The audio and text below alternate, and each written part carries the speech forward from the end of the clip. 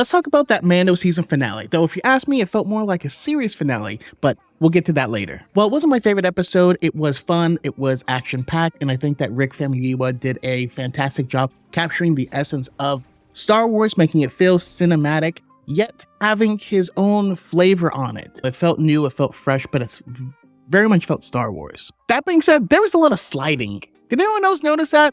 Like, is this Destiny 2 PvP? Like, there was sliding around all over the place. I thought that was kind of weird. I love that we got a reverse from the previous finale, The Rescue, where this time it's Grogu who's rescuing Mando who's in cuffs versus the other way around. We also get a little callback to season 1 where Grogu is spraying the Bacta spray on Din, just like IG-11 did. And when Din Djarin said this, Grogu, I'm gonna need you to be brave for me, okay?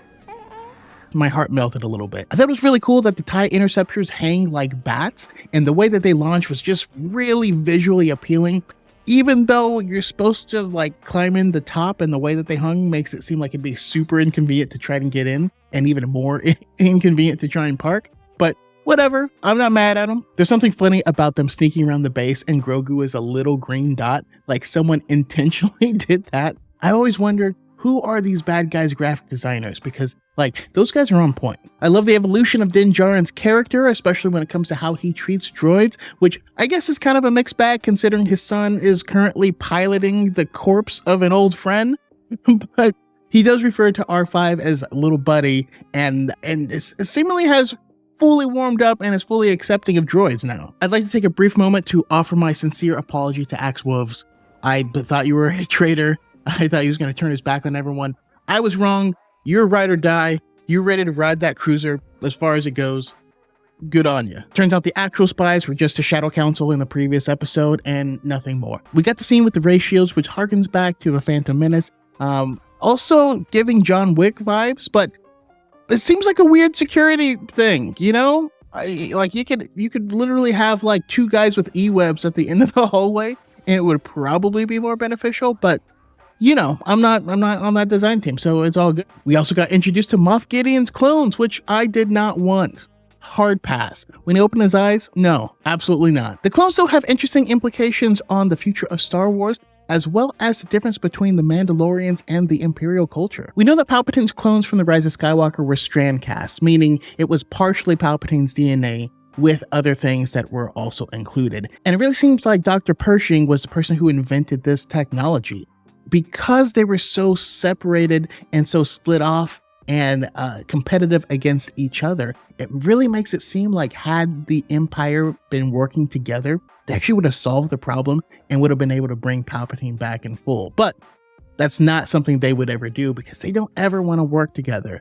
And if you can compare that to the Mandalorians, who traditionally have fought each other, but finally were able to come together for a common goal, and together, Mandalorians are strong. Also, I don't know who taught Din Djarin hacking or how to enter computer systems, but he was able to do so pretty easily and find the explode button in the chamber or something. I don't know. That was weird, but it worked. I love the narrative jump from these artificial and unnatural genetically engineered clones to the natural life cycle of Mandalore returning. Now, of course, they said this.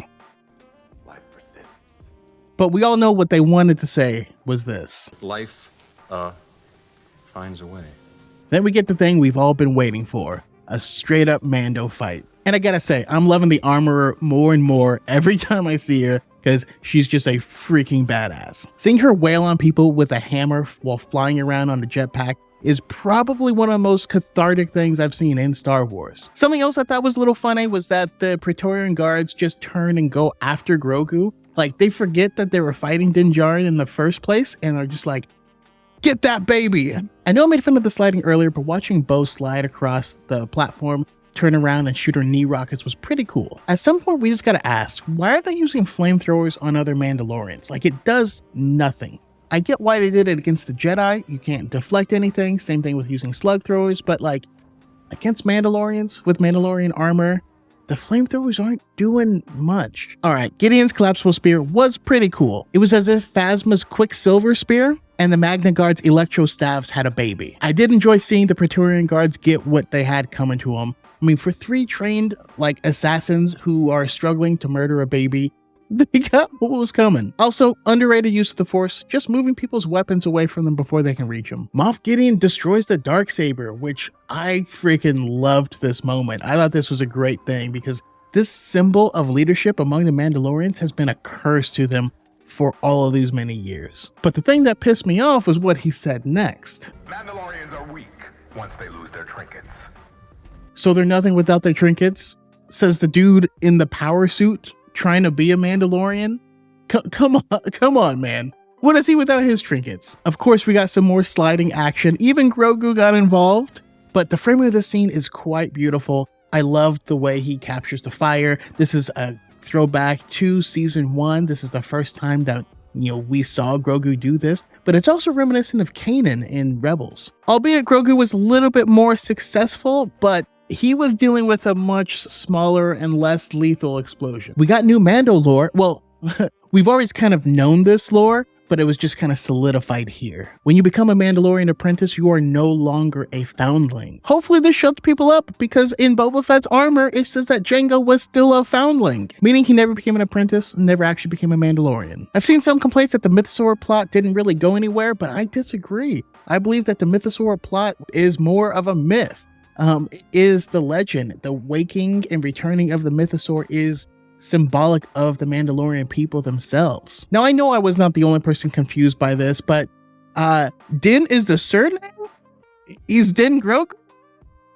That's weird. It feels wrong. It feels wrong, especially because Paz Vizsla doesn't seem like it holds that same, nor there's Bo-Katan. I don't know. Finally, we get the new assignment of Grogu and Mando going after Imperial remnants, which could be a really cool season 4. It would be a return to form, to the each week being a one-off mission, trying to figure out who these warlords are, where they are, how to get to them, and yada yada yada. Between this assignment and Carson Teva, it seems like this is what Rangers of the New Republic was supposed to be. So if we're able to get the stories that they wanted to tell with that, I'm all for it. I'm happy for it. And we have the return of IG-11, this time as the Marshal of Navarro. Now, I knew this was going to happen. I predicted this at the very beginning, but I'm glad to see it.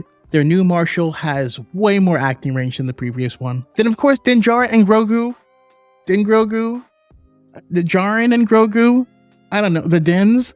I don't know what you want to call them, but they retire to their little ranch house, Thanos style. They look at what they've done, and you know what? They've had a good time. Overall, this season of The Mandalorian was fine. Certainly wasn't my favorite, and I do have my complaints, but it was solid, and I'm so confused with why people kept saying it doesn't have a through-line narrative. Literally, the plot to retake Mandalore that was introduced in the end of season 2 was present in every single episode of this whole season, and as well as, once Mando received Grogu back and was trying to raise him, that whole through line ending with the actual adoption, it was always there.